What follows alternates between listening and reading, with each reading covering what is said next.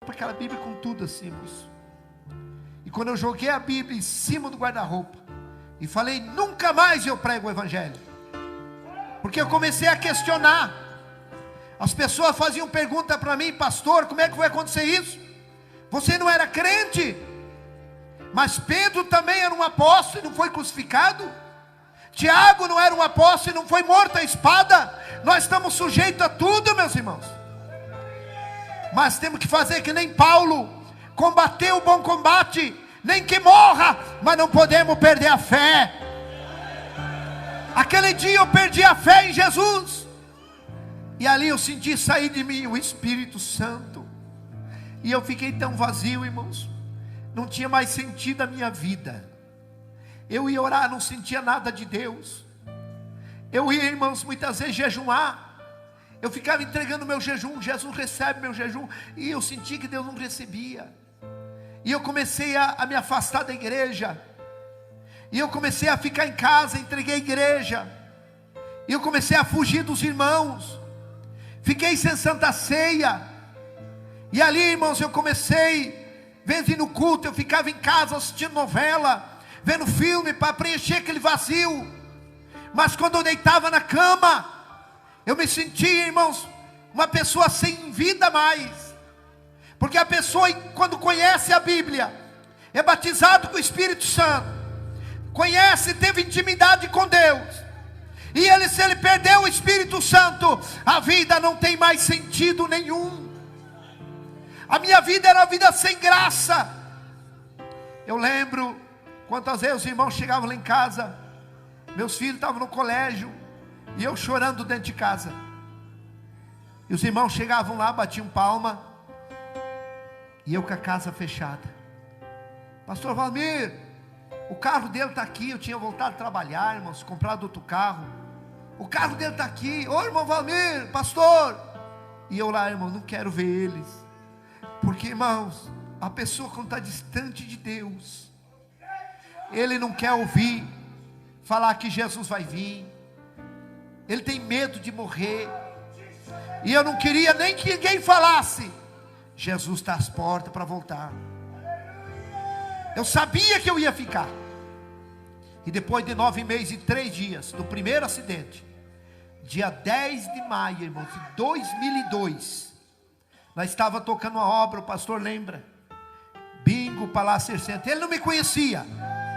Foi esses dias que eu dando entrevista no rádio, que o pastor ficou sabendo que era eu, aqui no púlpito, que ele ficou sabendo que era eu, o funcionário que tinha se acidentado.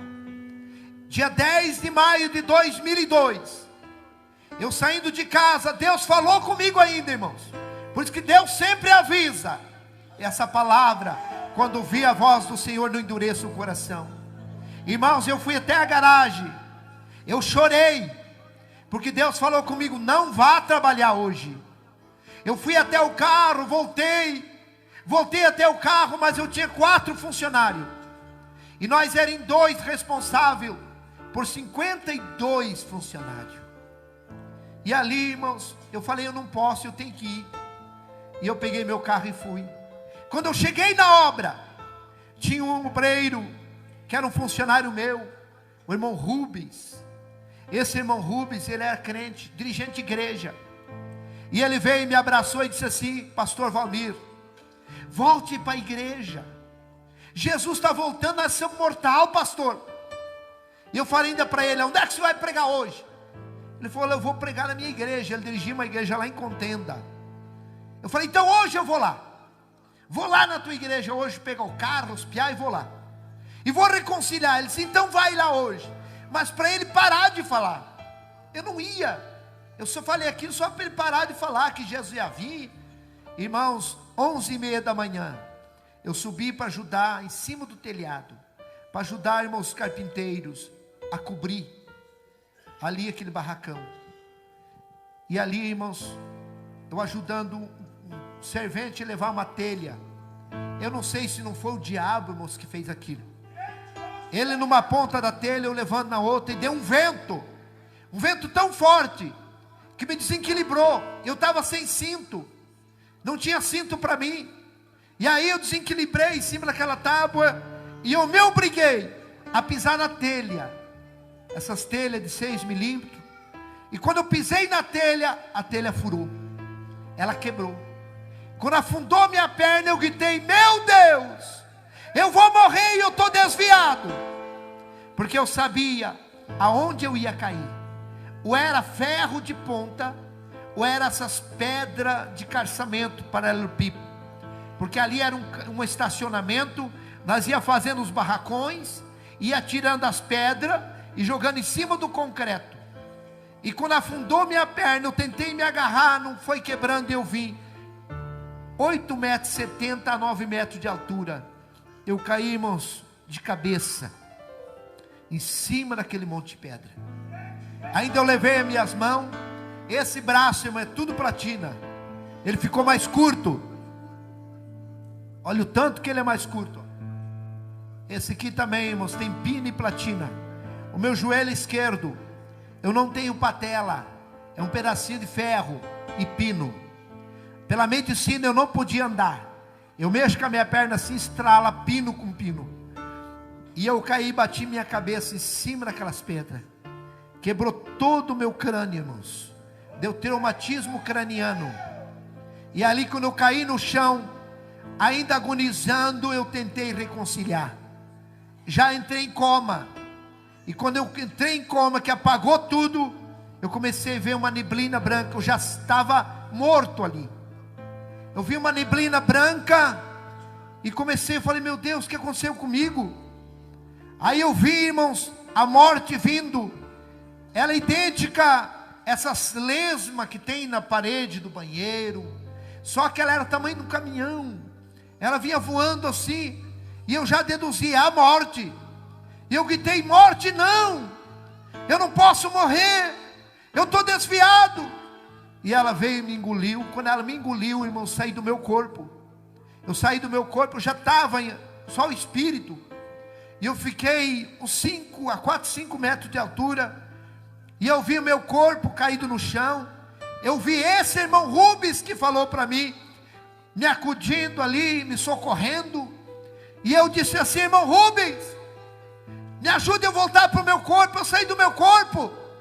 Vida após a morte é tão normal, tão real como essa aqui, irmãos. A gente vê, é normal, é natural assim, é real igual aqui, ó.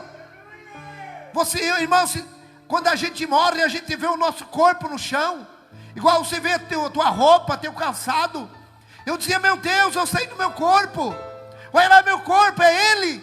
Irmão Rubem, eu quero voltar, me ajude. Mas ele não me escutava, porque nós não conseguimos escutar a voz de espírito. Eu tinha saído do meu corpo. Para tudo tem um jeito, mas para a morte não há jeito a não ser Jesus, irmãos.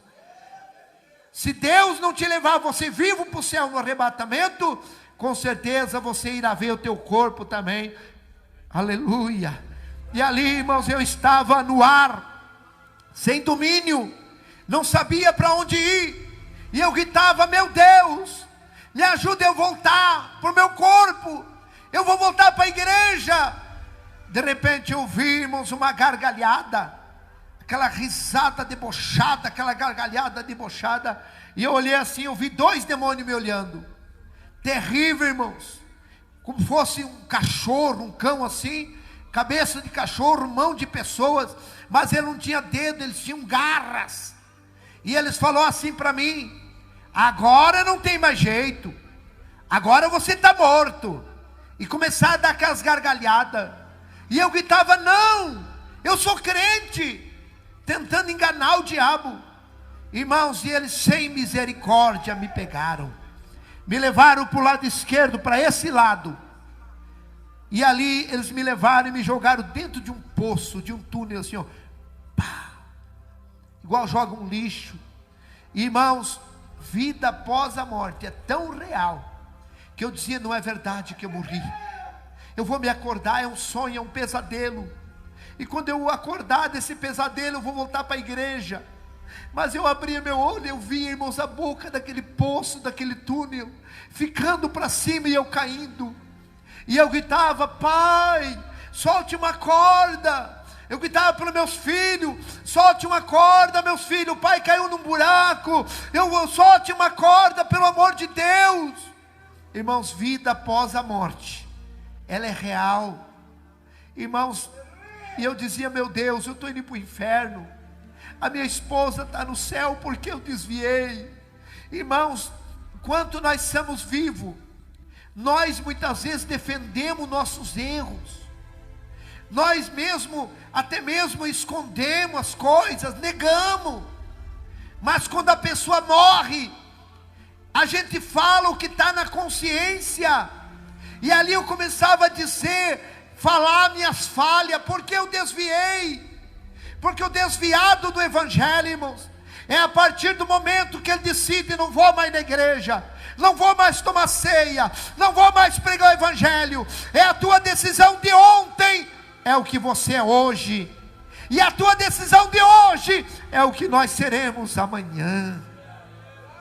Que a tua decisão seja servir a Deus, que a tua decisão seja não sair fora dos caminhos do Senhor. E ali, irmãos, eu sem mais nenhuma esperança, porque a coisa mais triste é o desprezo. Você sabe que a coisa mais triste da vida da pessoa é o desprezo.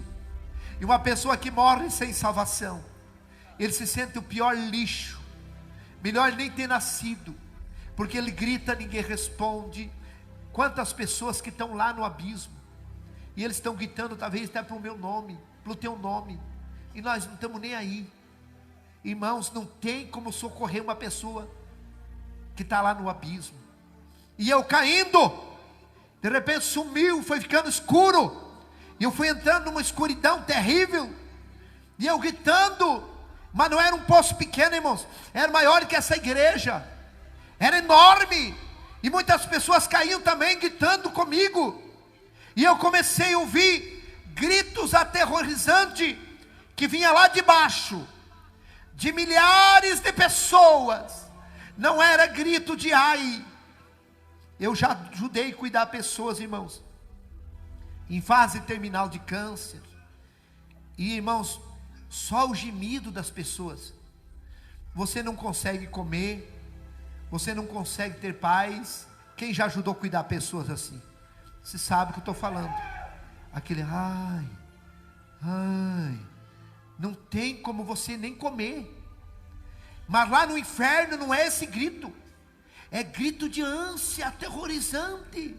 E não é de uma pessoa, é milhares gritando: água, socorro. Gritos, irmãos, que se as pessoas que estão paradas, que não estão mais servindo a Deus, pessoas que ainda não aceitaram, se escutasse os gritos das pessoas que estão lá vivas no inferno, com certeza todos eles reconciliavam.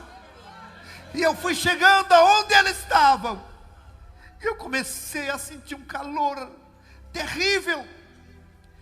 Se você queimar um dedo, você protege o dedo, mas se você entrar em corpo inteiro no fogo, não tem aonde se proteger. E eu entrei, irmãos, dentro daquele fogo terrível. Eu cheguei aonde estavam aquelas pessoas, e quando eu cheguei aonde eles estavam, eu comecei a gritar que nem eles, gritos aterrorizantes. E eu disse: eu estou no inferno, e daqui nunca mais eu vou sair. E eu gritava por água: socorro, me ajude. Irmãos, tem horas, momentos assim, eu não sei quantas horas eu fiquei no inferno. Lá a pessoa sente sede, sente dor. Se tirar uma pessoa lá do inferno e acalmar a dor dele, e perguntar: onde é que você morava? Eu morava na rua tal, telefone tal. Ele sabe tudo. Ele vai com a sua consciência junto. Ele está sabendo de tudo. Irmãos, eu estava lá, no meio daquele fogo, gritando. E tem momentos que aqueles demônios, eles dão gritos aterrorizantes, irmãos. No inferno, o inferno é um salão embaixo da terra. Tem como fosse uma botija, um túnel que desce, e embaixo da terra aquele enorme salão. E lá está cheio de pessoas, homens, mulheres, jovens, gritos E irmãos, tem horas assim que aqueles demônios dão um grito aterrorizante e começa como um redemoinho, e o fogo acende mais, e começa aqueles gritos de fogo, irmão, como aquele redemoinho faz um grito terrível, o vento começa a e começa grito, aquele povo desesperado gritando, e aumenta a caloria, que não tem suporte, não tem como suportar, e aqueles demônios torturando as pessoas lá. Irmãos, tem coisas que eu não conto, o que aquelas pessoas estão passando lá. Foi uma luta tão grande, irmãos, para mim conseguir contar esse testemunho. A primeira pessoa que eu consegui contar, irmãos, foi meu cabeleireiro, Josemar Piascoski, lá do Planto São Marcos. Um dia estava chovendo, fui cortar meu cabelo, e foi Deus. E ele começou: pastor, mas você não morreu? E ele começou assim, parecia que ele sabia. E eu comecei a contar para ele. Eu falei: você não conta para ninguém? Não, não conto. Eu falei: porque eu tenho medo de contar. Eu não gosto de contar, eu tenho medo. Porque o meu maior medo, irmãos, é eu voltar para lá. Hoje eu faço a obra de Deus. Eu tenho dificuldade para dirigir. Eu tenho dificuldade de dobrar os joelhos. E eu fico horas de joelho orando e pedindo para Deus me livrar minha família, livrar você. Que Deus abra a tua mente, que você possa entender que o inferno é real. Eu não fui para o inferno querendo ir. Eu achei que eu não ia, porque eu tinha parado. Meu irmão, talvez você achando assim, que por mínimas coisas você não vai para o abismo. Conserta a tua vida, volta para Jesus. Volta enquanto é cedo.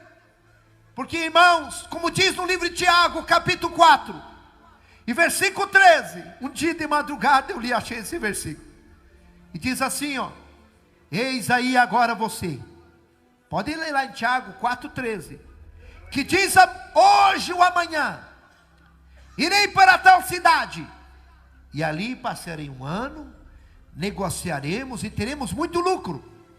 E diz assim, ó: e você não sabe que a vossa vida é apenas um vapor, uma neblina, que aparece e logo desaparece. Hoje eu estou aqui vivo, amanhã não sei. Hoje você está ouvindo um testemunho real.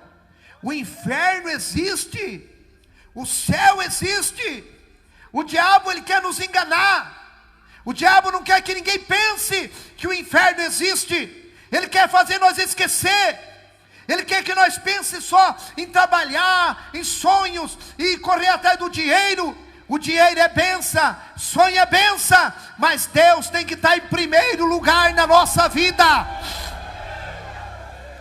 A minha casa vai ficar, o meu carro vai ficar, a minha esposa vai ficar se Deus me levar. E lá eu vou ter que prestar conta diante de Deus.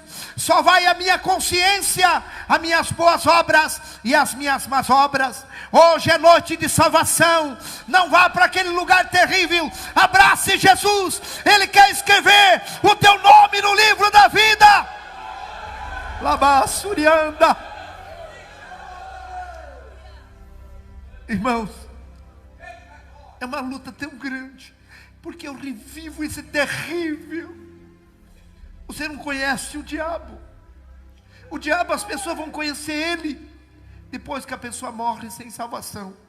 Mas aí é tarde, irmãos. Aquele quer nos enganar, fazer nós aproveitar o mundo, querer nós ir para deixar de Jesus. Parece que uma tortura na igreja, difícil obedecer a palavra, a doutrina. Mas eu te digo, vale a pena você perder esse mundo e ganhar a tua salvação. E lá eu estava, irmão, naquele terrível lugar, gritando, gritos aterrorizantes eu gritava. E de repente deu um estalo assim, ó, pá, como um raio. E eu escutei uma voz que gritou: Valmir! E me pegou nesse braço. Poucos segundos me tirou de lá. E quando nós saímos no claro do mundo, eu gritava, eu chorava de dor. E ele falava bem calmo, que eu creio que é o próprio Jesus. Não chore. Eu dizia: Senhor, eu estou tudo queimado. E ele: deu um sopro, aliviou. E ele disse: vamos lá na terra, eu vou mostrar o meu caminho para você. Nós viemos, eu conhecia a cidade. Ele me levava assim voando. Irmãos, eu era como um germe na mão dele, muito pequeno. Ele me levava segurando pela mão, voando. 3 vezes eu tentei olhar para ele, ele me virou e me tampou com a sua mão. E ele conversando: olha, aqui é meu caminho. E havia, vimos aquele caminho mais estreito que o corredor, dava mais ou menos 1 metro, reto. E ele era como fosse aterrado, para cá lama e água, para cá lama e água. Do lado direito do trilho, lama e água. Do lado esquerdo, aquela lama com água. Mas o caminho era reto, enxuto, como se tivesse aterrado ali. E ele disse: esse é meu caminho, quem for até o fim terá vida eterna. Eu vi um irmão vindo com a Bíblia, e ele passou por nós, angustiado, caminhando rápido, com aquela Bíblia abraçado. E o Senhor falou: está vendo meu filho? Ele está passando grandes lutas, mas ele vai até o fim. Você pode passar luta, você pode ter até decepções, mas não desista. Jesus acredita que você vai ir até o fim. Vi uma irmã com um bebezinho nos braços e puxando um menininho, ela chorando. Eu creio que é essas irmãs que levam a cruz sozinha, os filhos, vamos para a igreja, ninguém vai, mas ela vai com os filhos. E vinha aquela irmã também, passou e foi, chorando. A mesma coisa o Senhor falou: a minha filha está passando grandes aflições, mas ela vai até o fim. Ela não viu nós via ela. E ali vinha 2 jovens, um vinha falando mal, irmãos, do caminho de Jesus. Ah, isso aqui é ilusão. Ah, eu não quero ficar mais aqui. Ah, nós estamos perdendo de aproveitar a vida. E tinha um que escutava, irmãos, caminhando assim de costa, escutando, bem assim ele caminhava, escutando. E o outro falando. E esse que estava escutando falou assim: ó, ah, eu vou sair do caminho, não vou ficar mais aqui. E ele decidiu, saiu naquela lama andando, e começou a ficar como fosse embriagado, como fosse um epilético, assim, uma epilepsia. E ele caiu. Quando ele caiu, ele ficou dormindo. Aí o outro começou a gritar: fulano, fulano, o que você está fazendo aí? Sai daí. Aí ele olhou para cá, olhou para lá: ah, eu também vou lá com ele. E a mesma coisa, também caiu dormindo naquele barro. Aí o Senhor Jesus disse: olhe, são as pessoas que saíram do meu caminho. Um mar de gente deitada naquela lama, pessoas dormindo. Eu vi um pastor com a Bíblia grande, deitado de terno azul marinho, dá para ver assim, ó, deitado na lama, ele dormindo.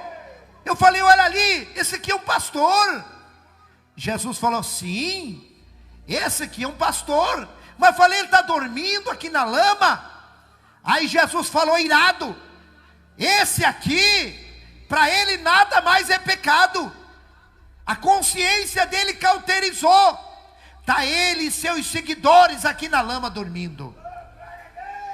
Sem santidade ninguém verá o. Tem muitos pastores que abrem as portas, nada mais é pecado, tudo pode, para segurar o povo na igreja. Cuidado, meu irmão, tem muitos pastores dormindo na lama. Não vai para a lama não, fica com Jesus. Fica com Jesus. Do lado direito estavam todos eles dormindo, e eu entendi uma coisa. E do lado esquerdo estavam eles conscientes, acordados, mas na lama. Existem 2 tipos de pessoas na igreja, irmão: fracassado, desviado. Tem um que sai da igreja e fica bom para ele, e tem outro que ele quer voltar e não consegue.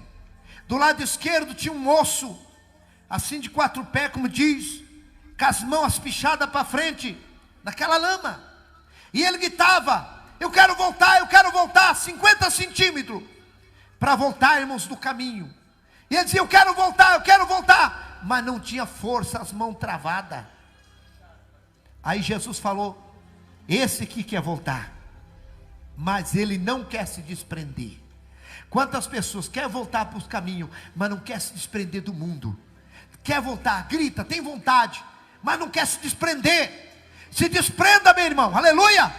Ele fazia força com as pernas, mas as mãos segurava. que nada segure você de voltar para Jesus hoje, decidido.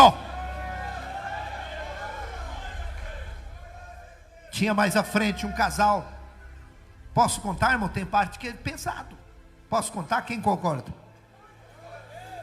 Tem coisas, irmãos, que eu não posso nem contar, mas eu vou contar aqui. Tinha um casal na frente assim, irmãos, um rapaz e uma moça. Estavam seminus, só de roupa íntimas, como tivesse aquele namoro escandaloso. E eles, pura ferida, irmãos, Deus vê as pessoas tão de perto. Eu estava 2 metros longe deles, nós olhando eles assim, ó. Eu fiquei com vergonha do que eles estavam fazendo. E ali, ela abraçou ele bem forte, beijando ele, e começou a cravar os dedos nas costas dele numa ferida. E ele empurrou ela assim, e ela tirou um pedaço de carne dele. E ele falou: vamos parar, eu não quero mais, chega. E ela, fingindo de chorar, dizia: eu não vivo sem você, eu amo você. E ela reconquistou ele, abraçou ele assim, deu um sorriso, e começou a comer aquela carne dele. Eu falei: meu Deus, olha o que essa moça está fazendo. Jesus falou: essa aqui não é a mulher dele, eles estão em adultério. Chama, irmãos, aquelas feridas é a chaga do adultério. Quem entendeu, diga amém. Eu vou contar, como diz, pular um pedaço do meu testemunho, vou abreviar. Jesus me pôs de volta no caminho e disse assim: vai, filho. Eu comecei a chorar e disse: não me solte, não quero voltar para aquele lugar. Aí Jesus me pegou pelos 2 braços e firmou e falou assim, ó: firma tuas pernas. Aí eu tive força, ele estendeu o braço e eu comecei a andar, acompanhando o braço dele, chorando. Eu desse tamanhinho, acompanhando aquele braço grande, aquele guarda-pó branco, aquela manga comprida. E eu tenho certeza, irmãos, que até hoje, se eu estou em pé andando, porque é a mão de Deus que tem me segurado. Quando eu vi, estava dentro da UTI, olhando onde estava meu corpo, e eu vi meu corpo, e eu, como uma sombra, voltei para o meu corpo.